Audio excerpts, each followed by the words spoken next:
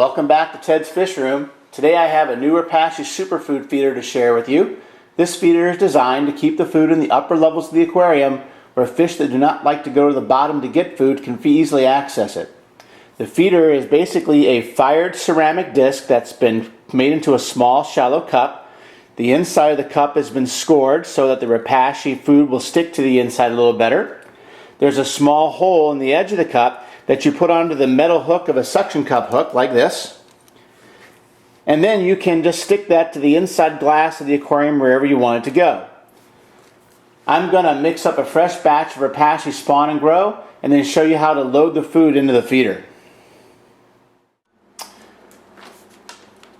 The most important thing to remember is that the feeder needs to be dry before pouring food into it. Therefore, it's a good idea to have extra feeders on hand so they're dry whenever you need them. The food sticks a lot better to a dry feeder. I place the feeders on a piece of wax paper or tin foil to catch the extra food that drips out of them. That helps me stay in good graces with my wife so I don't get Repashy all over her stove. All you gotta do once the food has been mixed is pour it in as much or as little as you want. I like to really fill them. You can see it kind of running over the edge there. I didn't get that one quite flat enough. Now I'm just going to let it sit there until it completely hardens, and then I'll show you how to feed it. The food sets pretty quickly inside these feeders, so once it is hardened, you can just take your little suction cup and stick it through the hole. What I would do is I put my finger over where it's going to come through so it doesn't push the Repashy out of the feeder. And now this is ready to go down into the fish room and put inside an aquarium and feed the fish. All of this extra stuff here in the middle, that's still good food. Just peel it off and feed it to the bottom dwellers.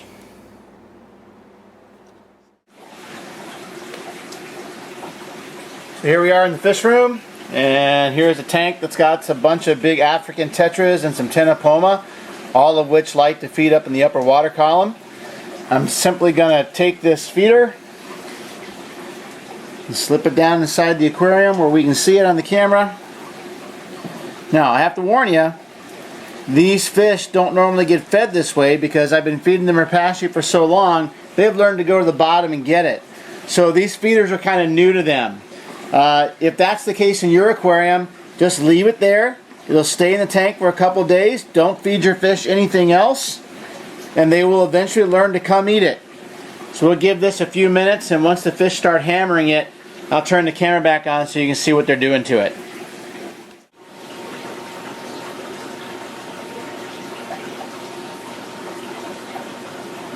And now they're starting to find it. The first fish to find it is that little tenopoma. They're the smartest fish in this tank. I used to think cichlids are smart until I started keeping these little bush fish from West Africa. That's the female. There are the tetras coming into it now. So it didn't take very long, about 2 minutes. And once they get used to feeding it this way, it won't take very long for them to notice the food is there, and they'll keep coming back time and time again.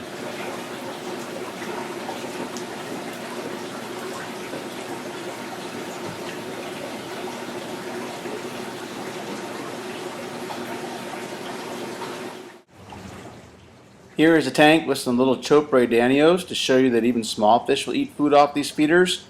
There's a dominant male that's chasing the other fish away from the feeder though. Eventually they'll all get enough.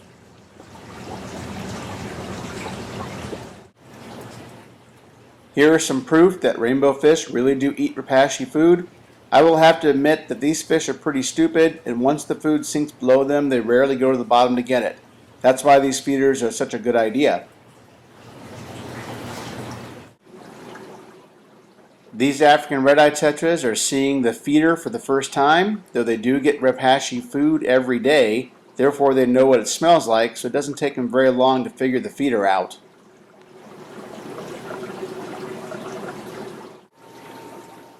This is pretty cool.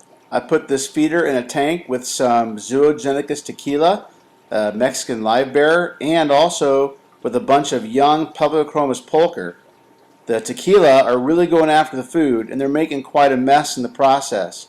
But if you watch, that cloud of food particles is drifting across the tank, and then all the other fish in the tank are picking up particles as they drift by.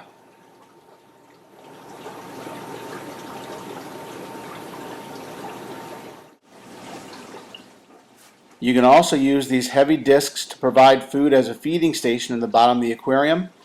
This tank has got some Royal Farlowellas. They are very protective of their food source and they'll fight over the discs. So usually when I feed this tank, I'll put 2 or 3 discs in at one time, and each catfish can guard one of them.